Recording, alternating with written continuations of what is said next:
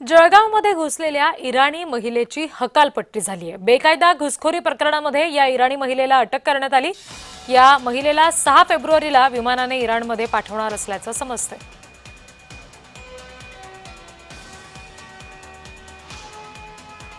जळगावमध्ये एक इराणी महिला घुसखोर आढळून आली आणि आता 6 फेब्रुवारीला तिला विमानाने इराणमध्ये पाठवलं जाणार आहे।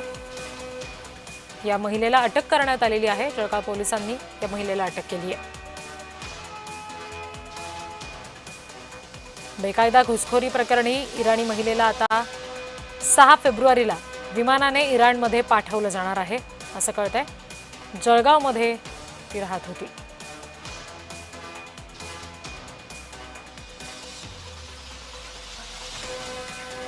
जळगावमध्ये बेकायदा घुसखोरी प्रकरणामध्ये या महिलेला अटक करण्यात आलेली आहे आणि आता तिला इराणमध्ये पाठवलं जाणार आहे।